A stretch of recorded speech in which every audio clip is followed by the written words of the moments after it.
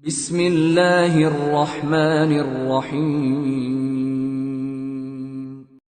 Para hadirin yang dirahmati Allah Subhanahu wa taala, untuk mencapai tujuan tersebut, ya, keluarga yang sakinah, mawaddah, warahmah. Sakinah itu tenang, tentram, damai.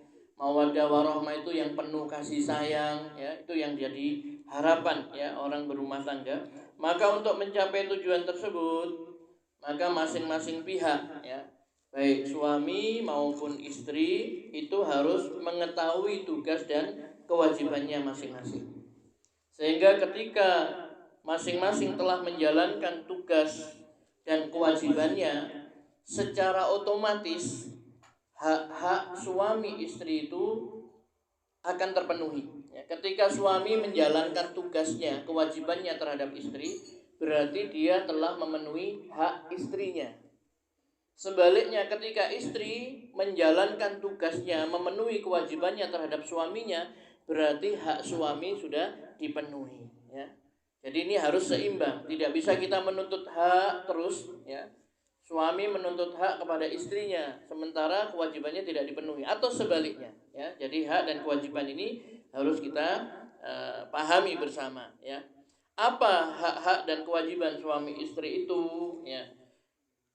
Rasulullah SAW telah mengajarkan kepada kita, kepada umatnya ini, ya.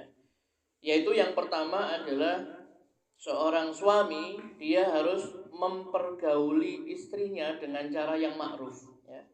Jadi seorang laki-laki, seorang suami itu dia harus bergaul dengan istrinya dengan cara yang ma'ruf, dengan cara yang baik maksudnya. Sebagaimana ini perintah Allah, wa ashiruhunna bil ma'ruf, dan bergaulah dengan mereka, istri-istri itu, dengan cara yang baik. Bergaul dengan istri dengan cara yang baik di sini maksudnya diantaranya itu adalah dalam hal nafkah, pakaian, makanan, ya. Itu harus bergaul dengan mereka dengan cara yang baik. Sebagaimana ketika ada seorang sahabat, ya, namanya Muawiyah bin Haidah radhiyallahu an. Dia berkata, saya bertanya kepada Rasulullah SAW, ya Rasulullah, apakah hak istri atas kami? Ya, atas kami itu maksudnya atas para suami ini. Ya. Maka Rasulullah SAW bersabda, ini kewajibannya Mas Amin, ya, kepada istrinya. Rasulullah bersabda, kalian memberinya makan jika kalian makan, memberinya pakaian apabila kalian berpakaian, jangan memukul wajahnya.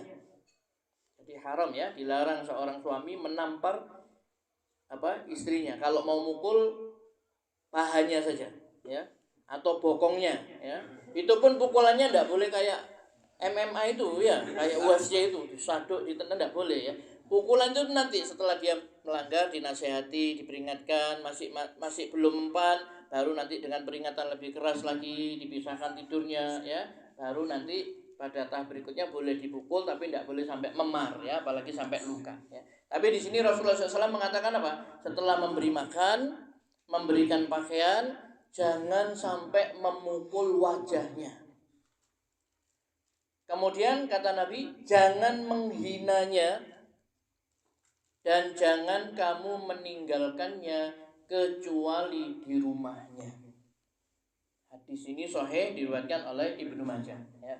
Jadi mempergauli istri dengan baik itu adalah dengan apa? Memberinya makan kalau kamu makan. Makannya harus sama, ya.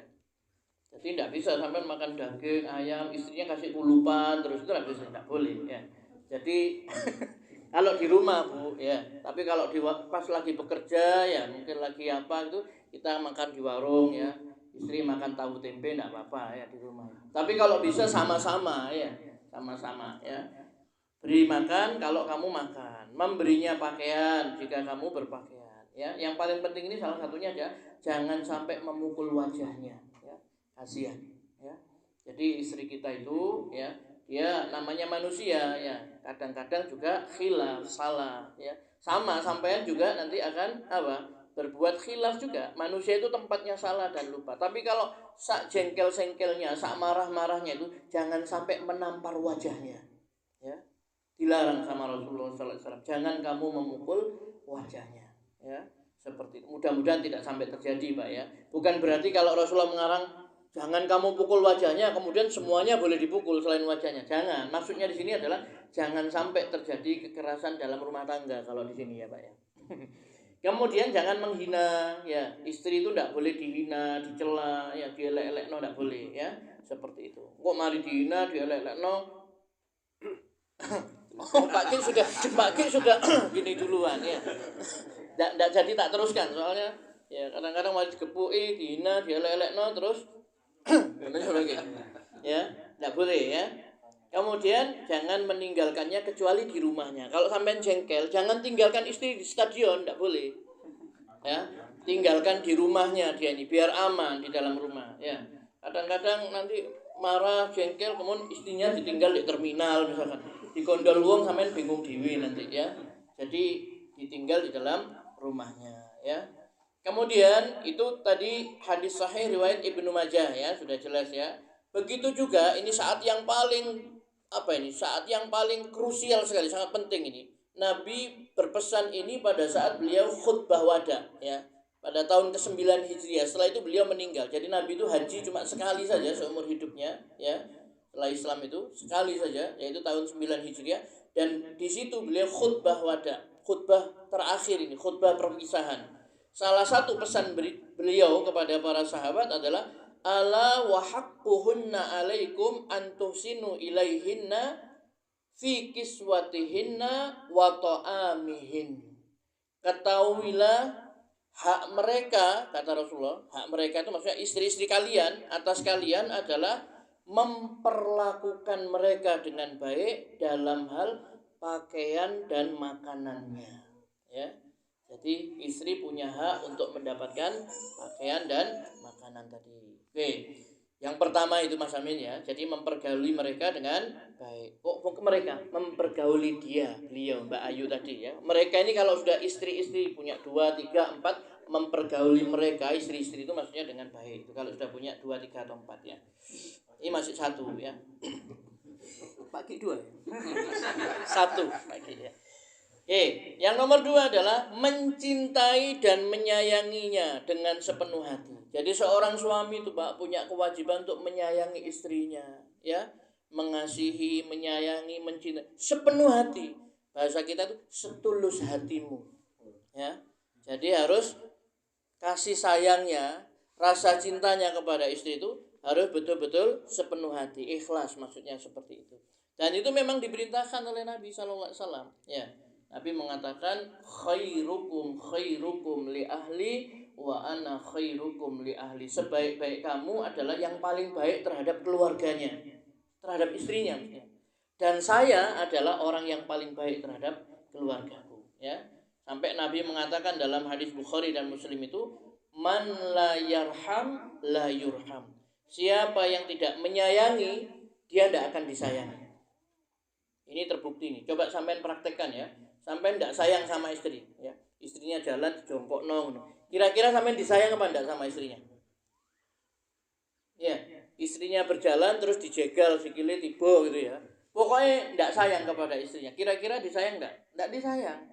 Man la yarham la yurham. Siapa yang tidak menyayang, dia tidak akan disayang, ya. Maka kita harus menyayangi istri kita, mencintai istri kita, ya, itu dengan setulus hati. Yang ketiga, bukan hanya disayang, dicintai, ya, diberi nafkah dengan baik, tapi juga harus dididik, ya.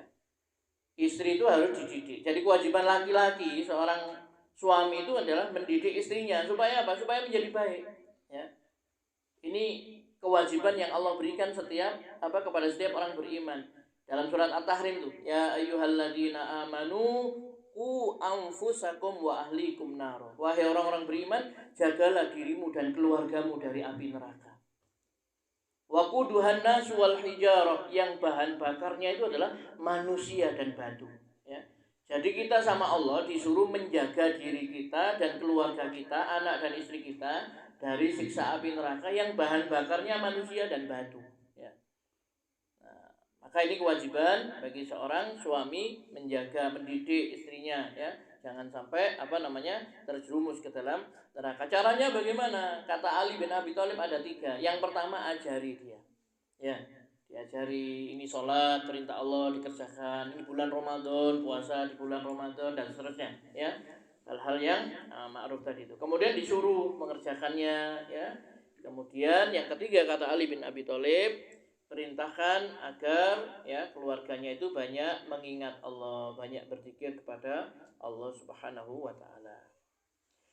Kemudian yang keempat adalah bersabar atas perilakunya yang tidak baik. Ya, ini pasti dialami oleh semua dalam rumah tangga. Dalam Sahih Muslim, ya, Nabi mengatakan, janganlah seorang mukmin itu membenci seorang wanita mukminah. Maksudnya itu istrinya, ya. Janganlah seorang mukmin itu membenci seorang wanita mukminah, istrinya maksudnya. Seorang suami jangan membenci istrinya. Kalau dia tidak senang dengan satu akhlak darinya, maka bisa jadi dia akan ridho, senang pada akhlaknya yang lainnya. Ya. Jadi istri kita itu, Pak, ya. Oh, ini sekalian bapak-bapak juga ya. Kita semuanya ya, istri kita itu kan yang mengandung anak kita, yang melahirkan anak kita, yang mengasuh, membesarkan, merawat, menjaga, masakkan untuk kita, dan tugasnya itu berat ya. Maka kalau ada kesalahan-kesalahan sedikit pada istri, mungkin agak bentak, mungkin agak gimana, itu sabar. Sama Rasulullah SAW suruh sabar. Jangan sampai seorang mukmin itu membenci seorang wanita mukminah karena tidak senang pada satu akhlaknya. Karena boleh jadi dia senang dengan yang lainnya, ya, seperti itu. Maka ini harus bersabar ya, dan sama kedua belah pihak. Istri misalkan suaminya lagi mungkin pulang kerja capek, kemudian agak emosi dan lain sebagainya, suaranya meninggi, ya sabar ya. Kan sudah suami istri ya, jadi masing-masing sudah tahu kelemahannya masing-masing ya, tahu rahasianya masing-masing ya. Kemudian yang terakhir ya adalah tidak mencemarkan kehormatan istrinya. Jadi seorang suami itu tidak boleh mencemarkan kehormatan istrinya, menjelek-jelekkan istrinya kepada orang lain, atau membuka aib istrinya. Malu, Pak, ya. Itu kan istri kita sendiri ya. Kalau kita menjelekkan istri kita di depan orang, yaitu sama saja seperti kita itu menampar muka sendiri, karena itu istri kita. Nah, suami istri itu satu dengan yang lain itu seperti pakaian. Fungsi pakaian itu menutup kekurangan. Istri tidak boleh menjelek-jelekkan suami, membuka aibnya di depan orang lain. Suami tidak boleh menjelek-jelekkan istrinya. Jadi sama-sama menjaga rahasianya. Ya, seperti itu. Ya. Nah, kemudian Bapak Ibu yang dirahmati Allah Subhanahu Wa Taala, ya, karena kita ini ya, istri kita itu adalah merupakan istilahnya itu tanggung jawab kita sebenarnya. Kan Nabi mengatakan setiap kamu adalah pemimpin ya, dan setiap pemimpin itu akan dimintai pertanggungjawaban atas siapa yang dipimpinnya.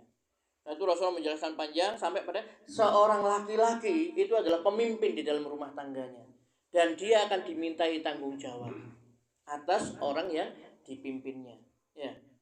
Jadi kalau misalkan suami itu berbuat dosa, berbuat maksiat, istri tidak dimintai tanggung jawab. Karena kan kita atasan, istri itu bawahan, rekene kayak gitu ya. Ya, dia yang kita pimpin. Tapi kalau sampai bawahan ini yang melanggar, pimpinan dimintai tanggung jawab. Memang begitu ya. Jadi kalau anak kita itu sampai tidak sholat, orang tuanya nanti dimintai tanggung jawab di hadapan Allah SWT. Kalau sampai istrinya melanggar dan lain sebagainya, itu nanti suami bertanggung jawab di hadapan Allah SWT. Kenapa?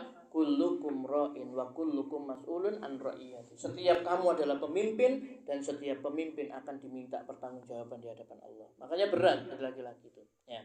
Nah, oleh karena itu, ya, maka kewajibannya adalah mendidik tadi, sambil mempergauli dengan baik, memberi nafkah, memberikan pakaian, makan, disayangi, dicintai, kemudian tidak boleh dibuka aibnya dan lain sebagainya. Maka kita juga berusaha untuk mendidiknya dan sabar atas kekurangannya. Kemudian sedikit saya tambahkan untuk istri ini ya, tugas istri ini sebenarnya yang pokok cuma 3. Yang pertama, dia menjadi wanita yang baik, wanita sholihah ya. Jadi seorang suami itu aman, sudah nyaman, tenang, dia ini mau pergi keluar kota kemana-mana kalau istrinya itu sholihah. Dia menjaga dirinya, menjaga kehormatan suaminya, menjaga hartanya, menjaga anaknya, aman. Menjadi seorang wanita yang solihah, yang baik ya. Kemudian apa yang kedua? Yang kedua adalah tugasnya wanita itu adalah berbakti kepada suaminya, membantu pekerjaan suaminya, melayani, menyiapkan dan lain sebagainya. Dan yang ketiga adalah mendidik anak-anaknya, ya, mendidik anak-anaknya supaya menjadi anak-anak yang soleh, ya. Yang kita harapkannya anak kita ini anak soleh, sehingga kalau kita nanti mati, anak kita yang berdoa memintakan ampun kepada Allah Subhanahu Wa Taala.